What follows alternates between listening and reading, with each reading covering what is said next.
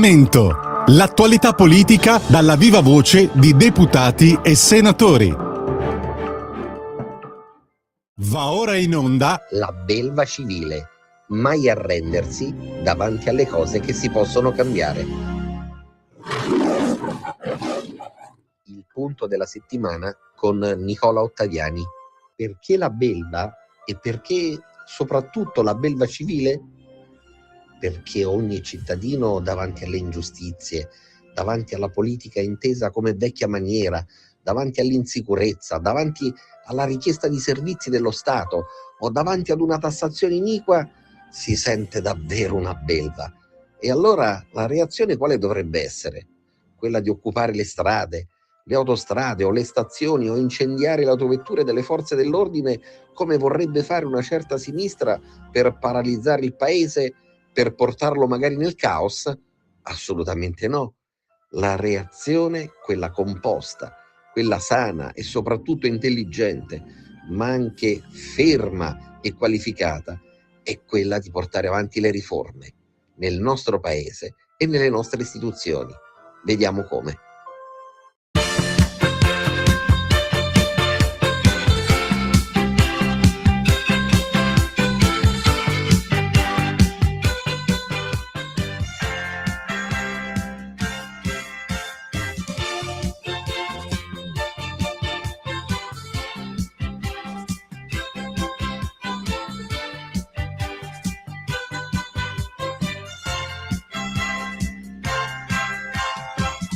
Non ho ancora capito che donna sei tu. Voli altissimi, tuffi profondi nel mare. Una rondine nel blu. Dopo un po' ti butti giù. C'è una grande confusione dentro te. Tu che ti chiami Africa. Occhi di cielo dell'Africa, cuori di sale dell'Africa, stare lontani e mal d'Africa. Tu sei tanto giovane, ma non sei mica un giocattolo. Io d'ora in poi farò crescere quella tua briciola d'anima. Esplorare il tuo corpo, cercare su te le sorgenti del Nilo, le piene d'amore, e il deserto fiorirà, il deserto fiorirà. Tu sarai la rosa dei pensieri miei, tu che ti chiami Africa. Occhi di cielo dell'Africa, cuore di sale dell'Africa, stare lontani e mal d'Africa. Tu sei tanto giovane, ma non sei mica un giocattolo. Io d'ora in poi farò crescere quella tua briciola d'anima.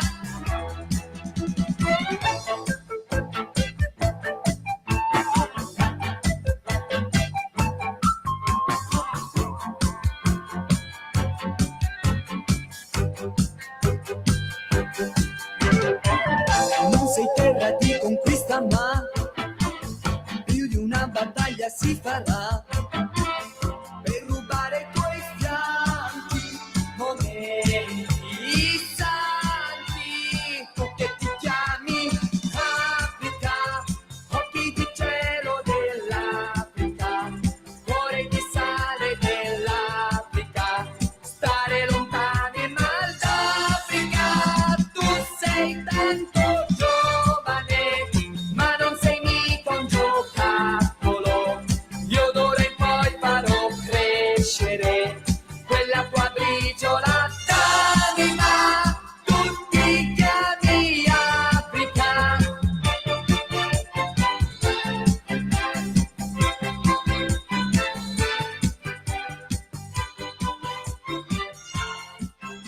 La belva civile anche ad agosto non va in vacanza, perché ci sono delle tematiche di strettissima attualità che non possiamo certamente ignorare, che non possiamo saltare a pie pari, ed è giusto che vengano sviluppate delle riflessioni allargate tenendo conto di tutto quello che sta avvenendo. E a questo punto come facciamo a non occuparci della vicenda di Sanchez da una parte e di Ceuta dall'altra? E che cosa sta avvenendo? Ecco, per fare un po' il riepilogo delle puntate precedenti, le puntate che in realtà si stanno svolgendo soltanto nel corso degli ultimi giorni, Sanchez, in evidente difficoltà per il calo del suo consenso elettorale a seguito di scandali che hanno travolto prima lui, nel senso non lui direttamente, ma la sua famiglia, il fratello, anche la moglie, insomma tutti coloro che in qualche modo fanno parte della famiglia parareale, se così la vogliamo definire, perché chi governa un paese ha comunque delle responsabilità diverse rispetto agli altri, anche rispetto a quelli che possono essere i re di turno. Ebbene, a seguito di questo calo enorme di consensi da parte di chi aveva fatto della legalità il proprio maglio, la propria spada da portare in guerra, e come al solito chi di morale ferisce, di morale perisce, ha sentito la necessità di allargare la propria base elettorale. E allora che cosa ha fatto? Dato che gli spagnoli non lo vogliono più, o lo vogliono di gran lunga di meno rispetto al passato, o tanti gli hanno voltato ormai le spalle dicendo che è un po' come una conserva di pomodoro che oggettivamente viene lasciata fuori dal frigorifero o fuori dalla dispensa nella canicola estiva, è scaduta. Ebbene, a quel punto lui che cosa ha fatto? Ha detto: ma dato che gli spagnoli non mi vogliono o mi vogliono di meno al supermercato della politica, a quel punto rivolgiamoci direttamente all'Africa. E quindi ha pensato bene di regolarizzare, ben per lui, male per l'Europa e per l'Italia, qualche cosa come 500.000 extracomunitari, facendoli diventare cittadini europei a tutti gli effetti. Ecco, su questo la riflessione deve essere importante, enorme, e soprattutto deve essere una riflessione volta a smontare le eresie della sinistra e del 5 Stelle nel corso degli ultimi giorni. Sì, perché abbiamo sentito autorevoli esponenti della sinistra del nostro paese, a iniziare dal segretario del PD Schlein, a finire a tanti accoliti di quella che è la segreteria del PD, dire: no, ma il centrodestra non conosce, soprattutto i leghisti non conoscono la geografia. Ceuta si trova in Marocco, che cosa ha a che fare il Marocco con le nostre frontiere? Allora, delle due l'una: o stiamo parlando di ignoranza crassa, ma crassa davvero, per utilizzare un termine anche eufemistico per loro, perché dovremmo parlare di altro, oppure stiamo parlando di malafede all'ennesima potenza, vicina al dolo intenzionale, al dolo specifico, così come dicono i criminologi. Perché? È chiaro che tutti sanno che Ceuta si trova in Marocco, ma forse la sinistra non sa, quella sinistra pseudo ben pensante, quella sinistra radical chic, che pur trovandosi nell'area geografica del Marocco è a tutti gli effetti una sorta di protettorato spagnolo, è una sorta di repubblica spagnola allargata, o quindi una sorta di repubblica spagnola che si trova sostanzialmente fuori dai confini.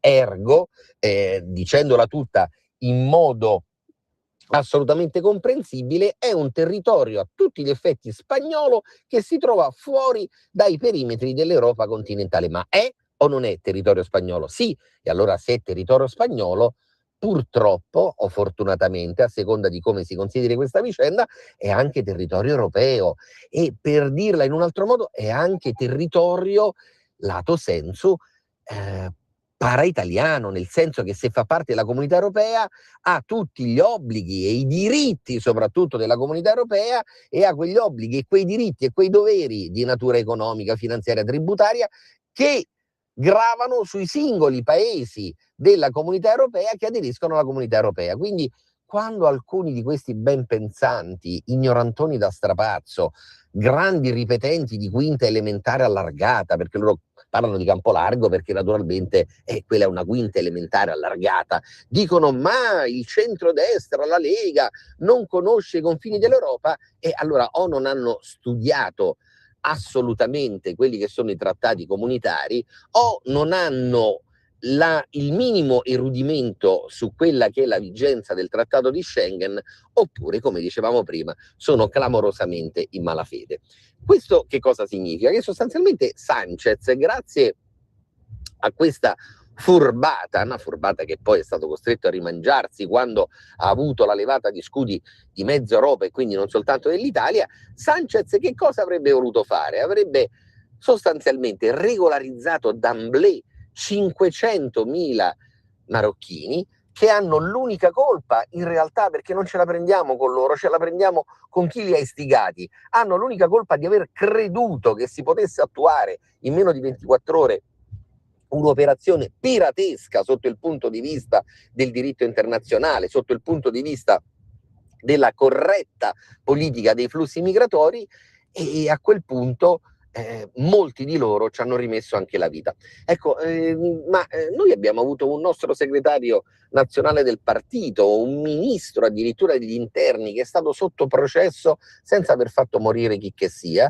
soltanto per aver negato legittimamente la possibilità dell'approdo a quello che doveva essere reputato un primo porto, sicuro mal sicuro che fosse. Stiamo parlando della vicenda della Diciotti, stiamo parlando della vicenda di Palermo e di Catania, che ha riguardato per anni il nostro segretario nazionale, il vice premier Matteo Salvini, che è stato sotto processo, che ha avuto addirittura una richiesta di condanna per aver difeso i confini dell'Italia, ergo i confini dell'Europa, e adesso per il premier spagnolo Sanchez basta davvero essere di sinistra per avere una sorta di immunità parlamentare, basta solo essere di sinistra per dire sostanzialmente no, ma i morti che ci sono stati in questi giorni in realtà non li ho causati io, o io non ho nulla a che fare neppure indirettamente con la perdita di vite umane che avevano creduto che ci potesse essere un Eldorado ante litteram o un Eldorado fuori da quelli che sono non solo i confini, ma soprattutto i parametri del rispetto della legalità all'interno delle norme dell'Europa comunitaria. Ma Sanchez si era consultato con gli altri 26 partner della comunità europea, o si era consultato, a noi a quanto risulta, neppure con la von der Leyen, che ha un'assonanza, una vicinanza politica, intellettuale, possiamo dire una sensibilità diversa magari rispetto al centrodestra in Italia, neppure con lei. E quindi con chi si era consultato Sanchez prima di portare avanti un atto che noi consideriamo di criminalità politica, non giudiziaria, criminalità politica di carattere internazionale? Ecco, allora, in queste ore si sta discutendo della legittimità o meno di sospendere Schengen da parte dell'Italia. A questo punto, e dobbiamo verificare alle frontiere chi passa. E la sinistra ci continua a dire: ma le nostre frontiere riguardano le frontiere dirette tra noi e Madrid, le frontiere dirette tra noi e la Spagna. Forse questi soggetti che continuano a risciacquare i panni dappertutto, tranne che in Arno, con la letteratura italiana, con la geografia, ma a risciacquare i panni magari da qualche altra parte, di qualche altro fiume di sinistra in giro per il mondo, non sanno come funziona Schengen. Cioè, nello stesso momento in cui un soggetto viene ritenuto, ancorché entrato in uno dei protettorati dei paesi della Comunità Europea, ancorché viene ritenuto parte integrante di uno dei paesi della Comunità Europea, ha diritto ad essere cittadino a tutti gli effetti. Quindi noi ci saremmo trovati 500.000 di persone in violazione di quelli che sono i flussi migratori, di quelle che sono le campagne di regolarizzazione della immigrazione in giro per l'Europa, e ancora una volta avremmo pagato noi prezzo, avremmo pagato noi dazio per i debiti altrui, ma non ne possiamo più. Allora noi, e su questo dobbiamo essere ben chiari, siamo per l'immigrazione regolare, siamo per l'integrazione dei popoli, siamo per la possibilità che ci sia uno scambio di carattere economico, finanziario, politico, culturale, naturalmente sempre avendo come punto di riferimento la nostra Costituzione italiana, il nostro ordinamento giuridico interno, la nostra civiltà interna e continentale. E su questo, oltre ad essere ben chiari, dobbiamo vedere quello che abbiamo fatto nel corso degli ultimi anni. E sì, perché l'Italia, se andiamo a scaricarci quella che è la statistica delle regolarizzazioni tramite i flussi migratori, ci accorgeremo che l'Italia nel corso degli ultimi 4 anni ha regolarizzato con i propri flussi migratori una media di 180.000, 190.000, arrivando a punte di 200.000 cittadini extracomunitari. E sapete come ha raggiunto quello che è il podio, per non dire addirittura il traguardo dei 27, cioè siamo lo Stato europeo che in alcuni casi, insieme alla Spagna, ha regolarizzato di più, utilizzando le norme, utilizzando la legge, quindi con la domanda che viene proposta dall'esterno del nostro paese ad una delle nostre ambasciate, autorità diplomatiche, da parte del cittadino extracomunitario che sulla scorta di un lavoro e sulla scorta di un certificato penale apprezzabile, perlomeno adeguato, chieda al nostro paese di entrare. A quel punto c'è una domanda che viene rivolta, che viene accolta dal nostro paese, se ci sono le condizioni di regolarizzazione, di regolamento e quindi soprattutto le condizioni di legalità. Se non ci sono è impossibile aggravare una situazione che è già notevolmente seria per non definirla insostenibile. Quindi quando Sanchez e compagni, ci riferiamo soprattutto ai compagni italiani, parlano di geografia, parlano di Schengen, parlano di tutte situazioni che non hanno mai letto, mai studiato. Ecco, sono liberi di farlo, ci mancherebbe altro, ma almeno preventivamente una letta alle norme del nostro paese civile la diano. Grazie e buona settimana a tutti. Avete ascoltato La belva civile.